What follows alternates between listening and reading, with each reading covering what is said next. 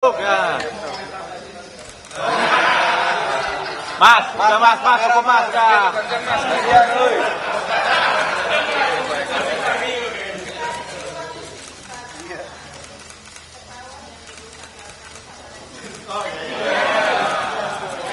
Handphone. Mbak, handphone mbak. Aduh.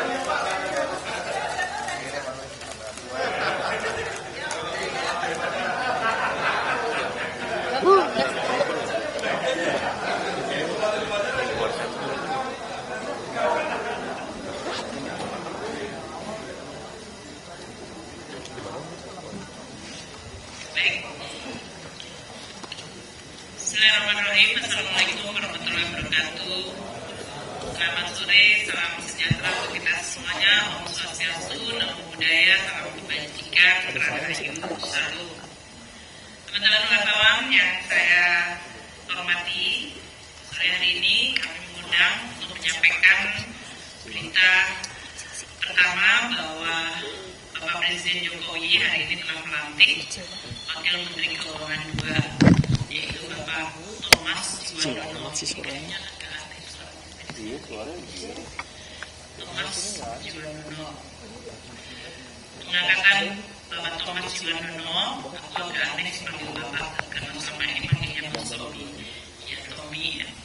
Berdasarkan keputusan Bapak Presiden Jokowi nomor 45M tahun 2024. Kami semuanya, seluruh jajaran Kementerian Keuangan, untuk mengucapkan selamat datang Tommy dan selamat bergabung dengan tim Kementerian Keuangan. Kita siap bekerja bersama dalam mengelola sebagai negara keuangan negara Republik Indonesia. Tentu tujuannya adalah untuk mencapai Indonesia maju, adil dan makmur sejahtera. Teman-teman wartawan memahami bahwa pelantikan ini kalau dari sisi waktu, timing, bertepatan dengan proses kita di Kementerian Keuangan sedang menyusun rancangan anggaran pendapatan dan belanja negara atau RAPBN tahun 2025.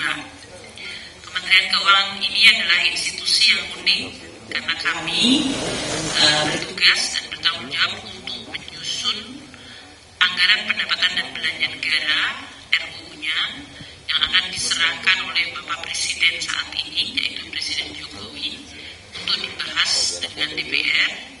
Namun ini adalah untuk APBN tahun 2025 yang akan menjalankan adalah pemerintah Presiden terpilih dan Wakil Presiden terpilih. Oleh karena itu, di dalam mengemban tugas tanggung jawab tersebut, kami Kementerian Keuangan memang harus berkomunikasi, terus melakukan kolaborasi terutama dengan Presiden terpilih dan timnya yang beliau tunjuk. Nah, dalam proses inilah kita terus melakukan. Sementara di dalam proses kami menyusun RAPBN telah dimulai dengan pembahasan pokok-pokok kebijakan fiskal PPKF dan kebijakan ekonomi makro CAP. Jadi CAP PPKF itu telah dibahas dan sudah disimpulkan pembahasan dengan Komisi 11 dan Badan Anggaran, termasuk di dalamnya pembahasan mengenai asumsi dasar makro yang akan dipakai sebagai landasan perhitungan dan penyusunan RAPBN 2025. Kami terus berkoordinasi dalam proses siklus APBN-nya. Dalam hal ini tentu saja membahas, mendiskusikan, dan kemudian mengambil kesimpulan dengan DPR, dan pada saat yang sama berkoordinasi dengan tim Presiden terpilih di dalam rangka penyusunan RAPBN 2025 tersebut beserta nota keuangannya. Ini tujuannya adalah agar RAPBN 2025 mencerminkan dan sekaligus sinkron dengan prioritas kebijakan dari Presiden terpilih dan Wakil Presiden terpilih. Nah, Pak Thomas Juwandono ini sebagai Wamenq akan bekerja sama dengan Pak Wamenq yang sekarang tentu adalah Pak Suah Hasil Nasara, dan juga seluruh pejabat eselon 1 yang sekarang berdiri di sebelah kiri untuk bisa menjalankan tugas mengelola keuangan negara, menjalankan tugas sebagai bendahara negara bersama-sama kita, dan terus menggunakan instrumen keuangan negara untuk bisa merespons dinamika perekonomian global dan nasional yang akan terus meningkat. Sekaligus juga kita harus mampu untuk memitigasi risiko dari berbagai dinamika tersebut supaya kita tetap bisa menjaga stabilitas ekonomi, menjaga dan memperkuat momentum pertumbuhan ekonomi, dan sekaligus juga untuk menjaga instrumen fiskal atau APBN agar terus sehat berkelanjutan. Sebagai Wakil Menteri Keuangan 2, Mas Tommy dalam hal ini akan semakin memperkuat kami di Kementerian Keuangan dan di dalam berkoordinasi dengan tim proses transisi ini, di dalam proses transisi pemerintahan ini. Dengan demikian, kita harapkan proses transisi ini akan terus berjalan secara lancar, baik, dan menjaga keberlanjutan dari pengelolaan keuangan negara yang berdasarkan tata kelola yang baik, prudent, akuntabel, disiplin, dan kredibel. Nah, karena Mas Tommy ini sudah menjadi Ketua Tim Gugus Sinkronisasi terutama untuk bidang ekonomi dan keuangan, dan selama ini sebetulnya lebih dari 3 bulan ya Mas Tommy ya, kita terus sudah berkoordinasi secara cukup intensif. Kami Kementerian Keuangan semuanya tentu sekali lagi menyampaikan selamat dan selamat datang, dan sekaligus juga akan bersama-sama menjaga instrumen fiskal ini, keuangan negara, agar terus menjadi instrumen yang mampu menjawab tantangan zaman hari ini dan ke depan, dan terus menjadi instrumen yang bisa diandalkan di dalam mencapai tujuan kita bernegara. Mungkin demikian yang bisa saya sampaikan. Mas Tommy mau menambahkan?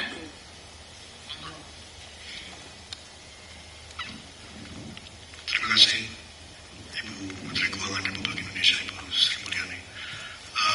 Tentunya saya mengucapkan terima kasih yang sebesar-besarnya kepada Ibu Menq, kepada Pak Suang, Wakil Menteri Keuangan, dan tentunya jajaran Kementerian Keuangan, para dirijen yang rasanya udah saling mengenal kita.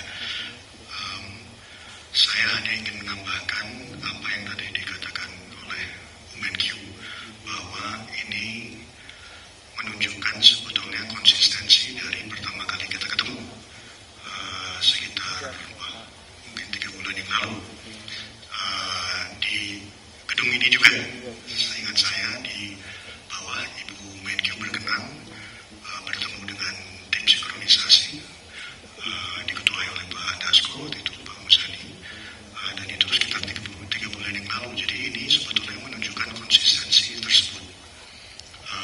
Dan karena itu saya rasa kami di sini tidak bisa memastikan bahwa konsistensi itu menunjukkan keberlanjutan dari kebijakan yang Presiden Jokowi maupun Presiden terpilih yang akan datang, terutama untuk menjaga instrumen fiskal yang tadi Ibu Menq sudah katakan.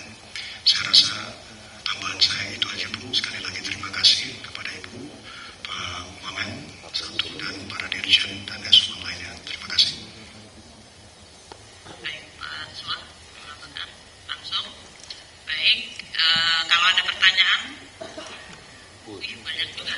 5-nya ya, cukup ya. Oke. 6, 3 kiri, 3 kanan. Silakan diberikan, kita kumpulkan semuanya langsung ya.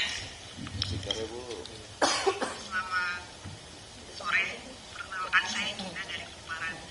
Izin bertanya ke Pak Tommy, dengan posisi sebagai Wamenq, apakah Pak Tommy berencana mundur dari posisi sebagai bendahara umum di Gerindra? Dan yang kedua, untuk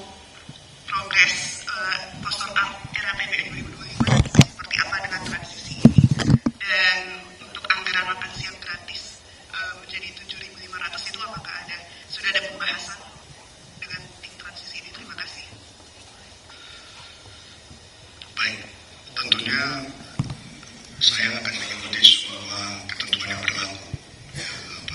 Jadi hal itu akan saya setelah ini mempunyai rapat dengan Pak Sekjen setelah ini Pak Sekjen Kemenq. Kalau saya akan melakukan semua yang dengan mengikuti semua ketentuan yang berlaku, termasuk kalau mundur dari jabatan sebagai program Gerindra. Untuk hal yang sifatnya pertanyaan untuk makan siang gratis tadi, saya rasa ini bukan saatnya.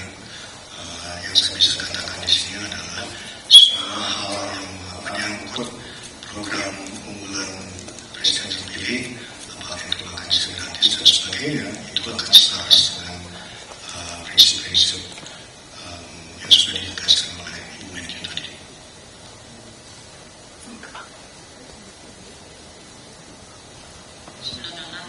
Terima kasih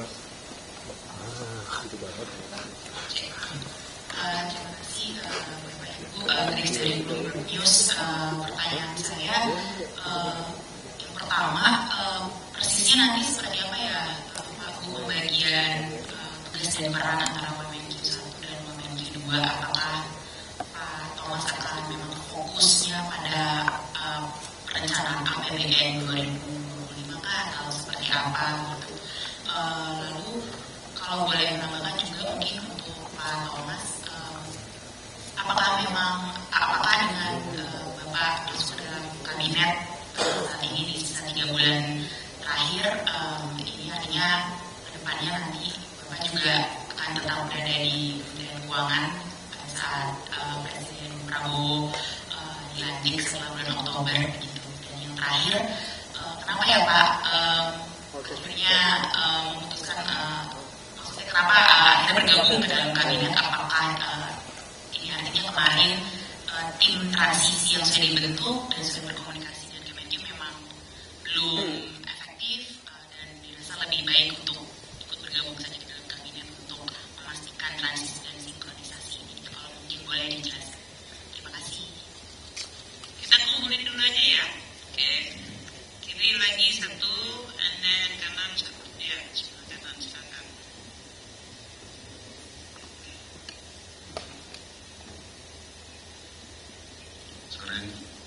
Perkenalan saya Denny, Jakarta Post. Pertanyaannya untuk Pak Thomas, kurang lebih tadi mirip sama Pak Dasko kan tadi pagi sempat ngomong ya, katanya Bapak bakal lanjut berarti nanti di kabinet itu. Mau konfirmasi aja benar apa enggak, itu satu. Yang kedua, indikasi soal ini Pak, kayak maksudnya nanti kalau Bapak masuk, apakah program-program Pak Prabowo itu bakal langsung dijalankan dari awal bulan Oktober, jadi dipersiapkan dari sekarang? Jadi bulan Oktober langsung jalan, misalkan kayak makan siang atau yang lain-lain itu mau langsung dijalankan atau nunggu tahun depan? Sama udah sih dulu aja, terima kasih.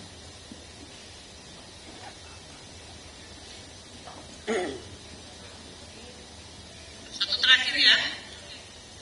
Selamat sore Ibu dan Bapak-Bapak. Saya Dian dari GDC News. Ingin bertanya kepada Pak Thomas. Pak, dengan Bapak bergabung di Kementerian Keuangan, apakah program-program yang kemarin disampaikan Pak Prabowo dalam kampanye juga mulai dimasukkan? Selain program makan bergizi gratis, mungkin dari sisi pajak dan lainnya. Dan kemudian Pak, terkait dengan Bapak yang juga sudah mulai bergabung di Kementerian Keuangan, apakah ini juga menunjukkan bahwa nanti Badan Penerimaan Negara juga langsung disiapkan pada awal pelantikan Pak Prabowo? Terima kasih. Baik, sudah ya semuanya. Ya udah, terakhir kanan.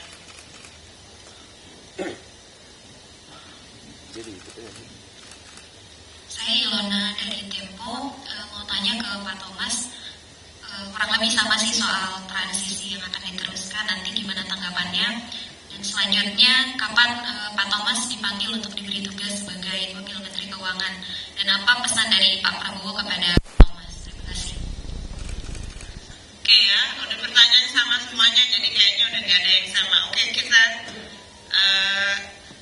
saya mungkin akan mencoba untuk menjelaskan mengenai pembagian tugas tadi yang ditanyakan ya, dan proses. Sebetulnya ini kita juga sudah mendiskusikan dalam artian ini adalah suatu periode transisi. Jadi dengan masuknya Mas Tommy dalam hal ini, kita memang untuk 3 bulan ke depan, yaitu ini tinggal bulan Juli pertengahan, kita semuanya tahu, teman-teman wartawan di sini sangat familiar ya, siklus APBN, kita sedang menyusun APBN 2025. Jadi memang fokusnya untuk Mas Thomas nanti akan ikut di dalam penyusunan RAPBN 2025 tersebut.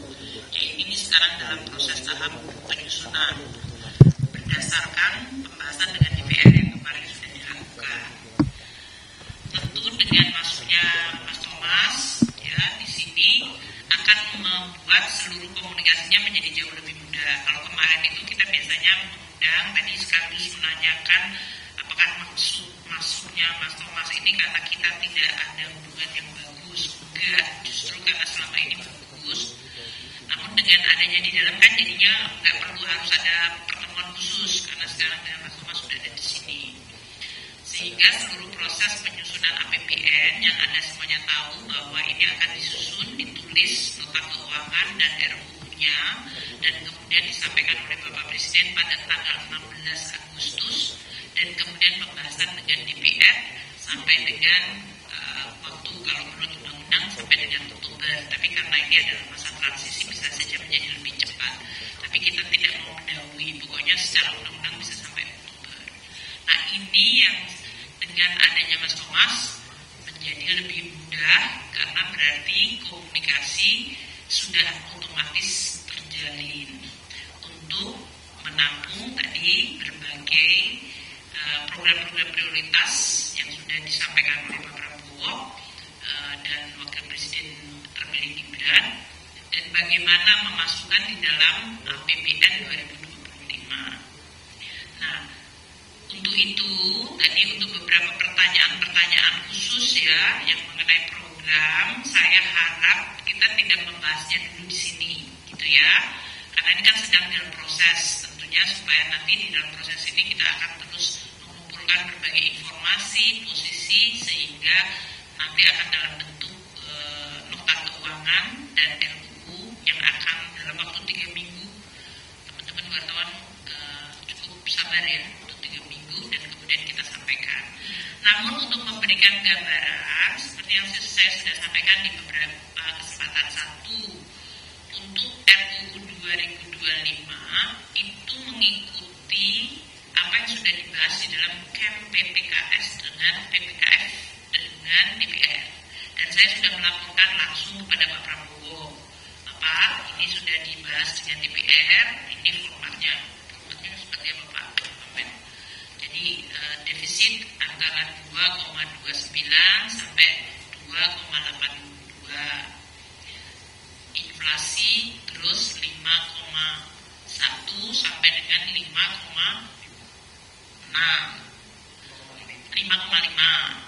Inflasi 1,5 sampai dengan 3,5.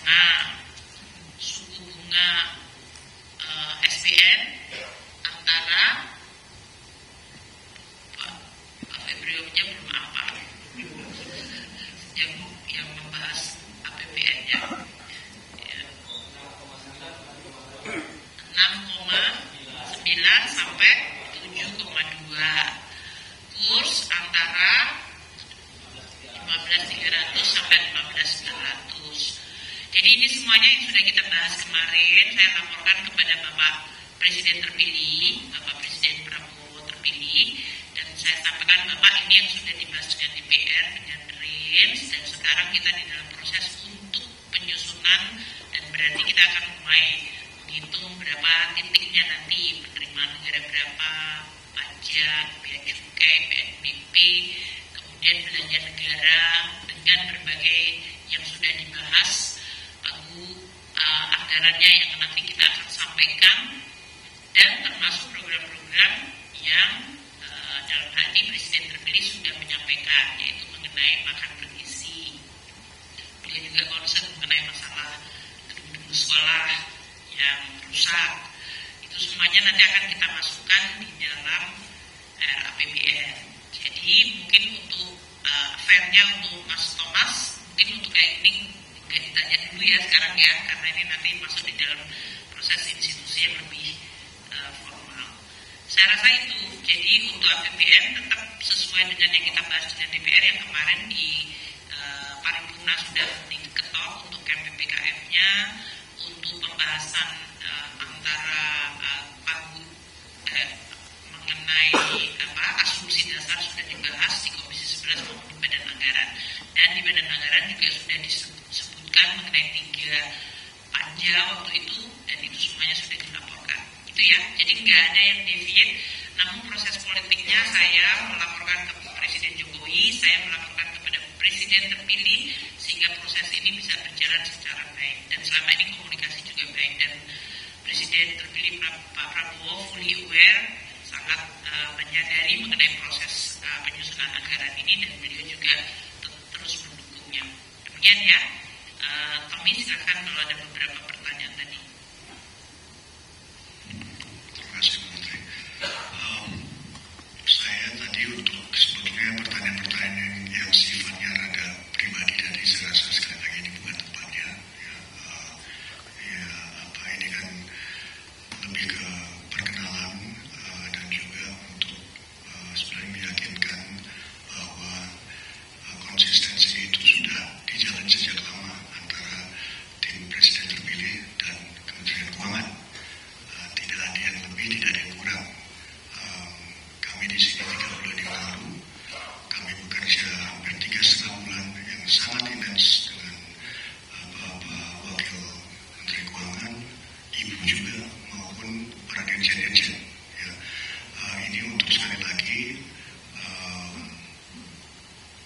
meyakinkan atau justru memberikan suatu gambaran konkret bahwa konsistensi itu sudah dimatangkan, dan saya rasa itu adalah message yang paling penting dari saya hari ini. Terima kasih.